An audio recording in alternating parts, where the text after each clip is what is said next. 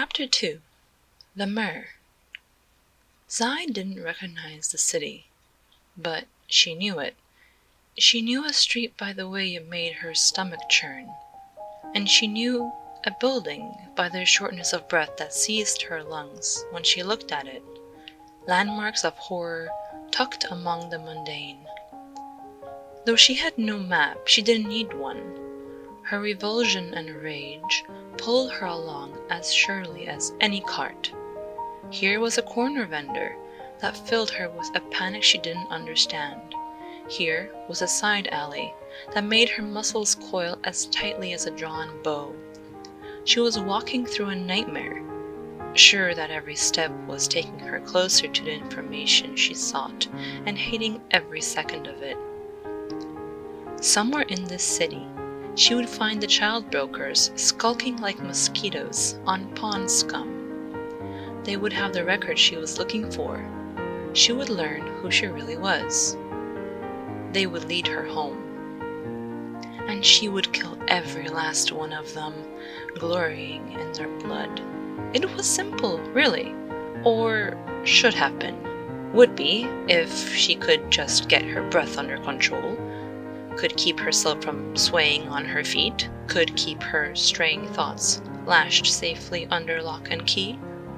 Instead, she stood frozen in front of her cobbler's shop, nauseous and sweating, her instincts urging her to run. Vague impressions, fragmented memories were leaving her overwhelmed, no longer just the flea bites, the rope burns, but bruised hips and bloody thighs, and the jagged imprints of her fingernails in her palms. Someone was crying, someone was crying. That was real. Zai blinked rapidly, struggling free from the sludge of her memories to see a young girl exiting the cobbler's shop.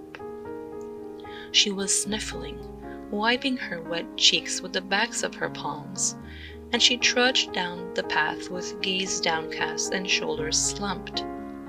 When the girl passed, Zai saw the distant, defeated look in her eyes. A puppy, kicked in the ribs and abandoned. She followed her. It was harder than it should have been. It made her feel like a novice, trying and failing to stalk a rabbit while the master looked on in impassive judgment. At every turn, older memories came on faster, stronger. No longer the smell of stone and bile, but the stench of sweat, ale-soaked breaths heaving over her face and making her head swim. She needed to kill, needed to gouge her feelings of incompetence from the eyes of the men who'd hurt her. It was the only way she would feel better. The girl led her to a packing warehouse, so familiar that Zai was afraid she was dreaming. But the old man who answered the door was a stranger. She watched him welcome the young girl inside, watched him slink an arm about her waist and squeeze, watched her wilt like a rose cut from the vine. Zai had already decided how she was going to kill him. That, at least, was still easy. The child brokers deserved no mercy and no finesse, so she gave them neither. She was walking death, every step through the crowded makeshift rooms of the warehouse, leaving another mutilated body in her wake. Some were dead before they hit the ground. Others she left intentionally to bleed out, a gurgling choir, horrified witnesses to the vengeful spectre walking among them. In a ramshackle holding area, surrounded by wooden crates, she cut the ankle tendons of a bullish woman and cut open her stomach. In a dirty chamber, piled with ragged clothes, she found a vulture of a man trying to hide, and laughed as she used the hooks of her blades to break every rib. Normally, she prided herself on being a surgeon. This time, she fancied herself a butcher. But in no room did she find the records she was looking for, and by the time she cornered the old man and the young girl, she was alarmed, though that was nothing compared to their terror. "Don't kill me," the old man wailed, pushing the young girl towards Zai as he shook his head. You can have her for free, a gift. Just don't kill me. You're from Rich, right? Taking care of the competition? Listen, I'm more than happy to leave with you. You guys would benefit from someone like me. What do you want? What do you need? I have rich friends, connections. I have other girls, boys. Just tell me what you're looking for. I can find anyone, anything. Your records, she snarled, trying to mask her desperation with urgency. If I want to know where one of your girls came from, where do I look?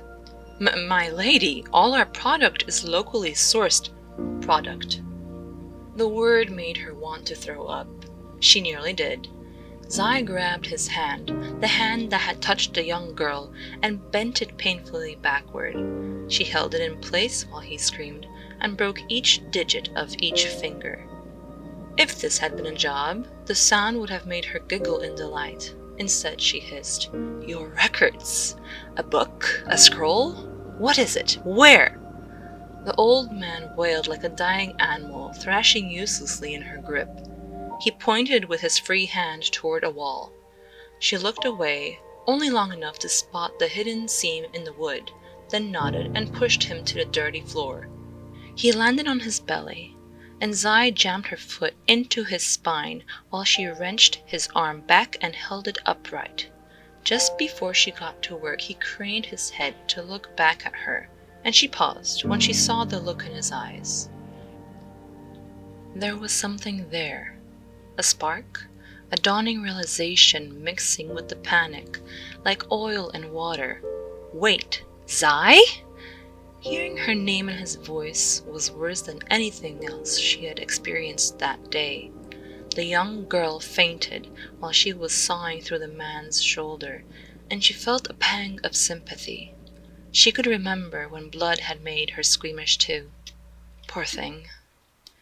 Zai left the old man in a bloody heap, stepping over him to pry the hidden panel from the wall he had pointed out. Inside was a massive handwritten book, aged, worn, and barely legible. But sure enough, she found a name, a date, an address, and a price. A price. Her price. The price of Zai Ji, a young girl from Ardora whose mother had sold her for scrap change.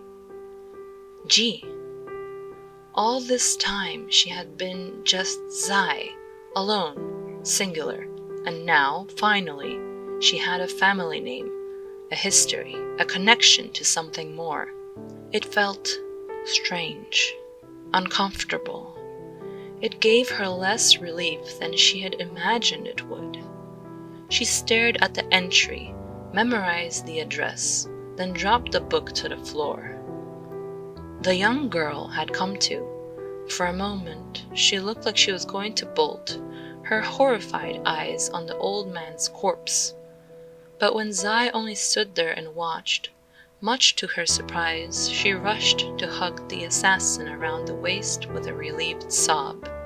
"I want to go home," she kept repeating. "Are you here to take me home? Do you know how to get me back?" Zai did not know. She stared down at the girl and considered. That broken look in her eyes was familiar, and the more she listened, the more she heard herself in those cries. It was like watching a memory, the girl sending her back years to a time she had tried and failed to forget. How many hours had she wept just like this, praying for a savior that never came?